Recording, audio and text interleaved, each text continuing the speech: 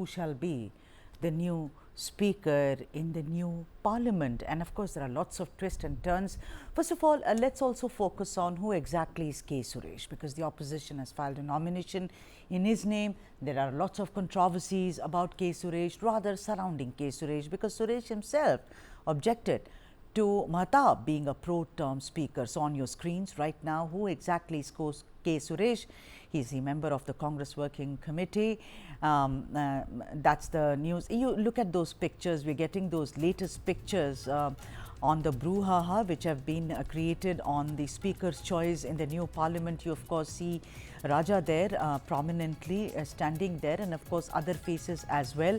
No consensus as of now. Dipinder Hooda as well. No consensus as of now on who shall be the new speaker. Of course, there is Om Birla, who is from the NDA. He is the nominee, and from the opposition it is K. Suresh. The opposition is also saying that we need a post for a deputy speaker. But Om Birla, there has been a consensus from the NDA to field him yet again and not to disturb the apple cart, as it were. Lots of suspense, lots of flashpoints today. T.R. Balu of the DMK as well as K.C. Venugopal, senior leader of the Congress party, both walked out of Rajnath's meeting over the issue regarding the speaker of the new parliament. And meanwhile, like Rahul Gandhi said yesterday, apparently president of the Congress party Mallikarjun Kharge called up Rajnath Singh, and Rajnath Singh, to which he said, I will call you back.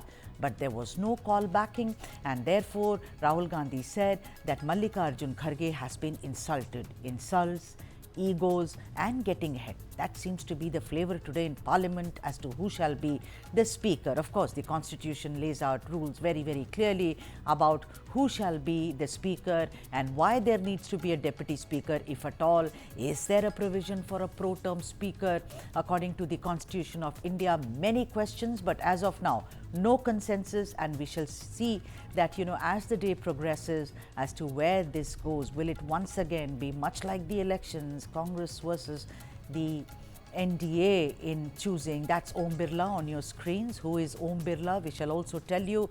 Very, very prominent person, and this is seems to be man from Rajasthan. He seems to be the nominee for the speaker's post. Let me now go across to K.V. Prasad, senior journalist, to speak more on this. We're talking about K. Suresh, of course, and there was a big controversy about that because K. Suresh said that he's been insulted. The word insult, Mr. Prasad, it's been repeated a lot of times, during this entire conversation about who shall be the speaker. You insulted me, I insulted you back, etc., etc. Now, K. Suresh said that Mahtab cannot be the pro-term speaker because he is not the longest serving.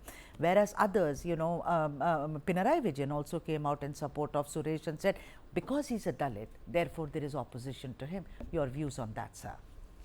Well, I think these are views. As for insult, it's an individual feeling that member has expressed. Probably, I think even before Mr. Suresh did speak, Congress also did, even before Mr. Pinarayi Vijayan, that one of the reasons they alluded is that because Mr. Suresh is a Dalit, he was denied the post. On the other hand, the BJP came up with this argument saying that Mr. Mahtab has the longest serving uninterrupted member of parliament. So, I mean, you can choose. There's an old saying which goes in governance, you show me the person, I'll show you the rule. So, I guess we leave it at that. The fact remains, BJP was well within its right to select, because the position that says is a party who has, there's no indications are that the senior most member is nominated to be the pro-term speaker. That's the convention. Well, a party can decide if it wants to take a different route, which it has already done.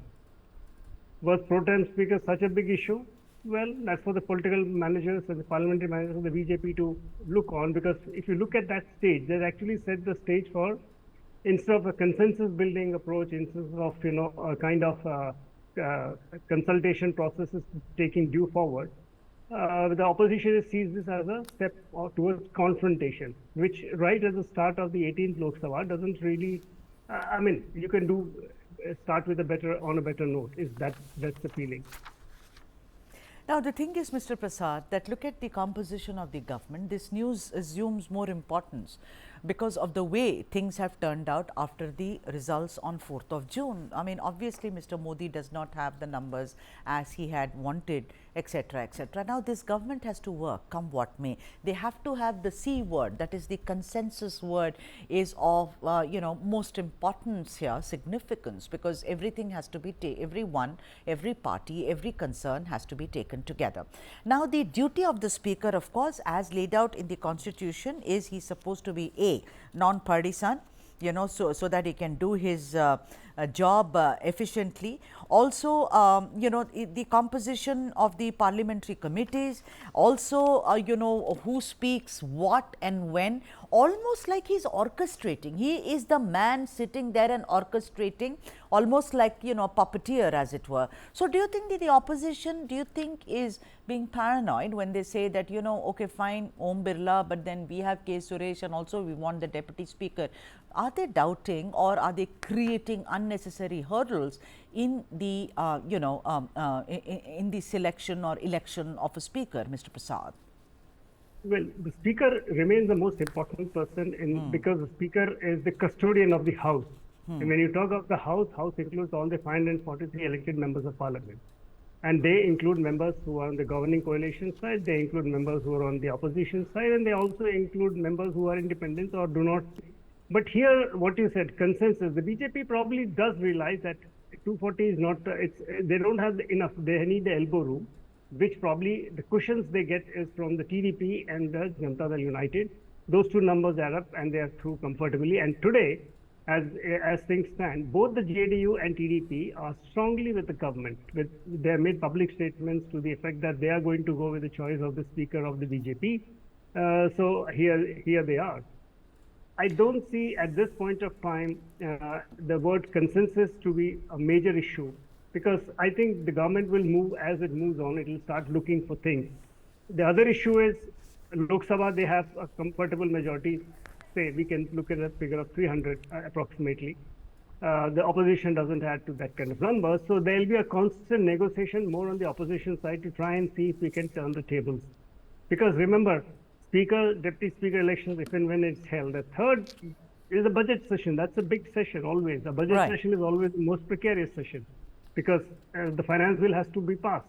And the failure of clearing a finance bill means the government has in jeopardy. No government would like to that. No elected MPs would like to have a situation so soon from elections. But this is a constant test.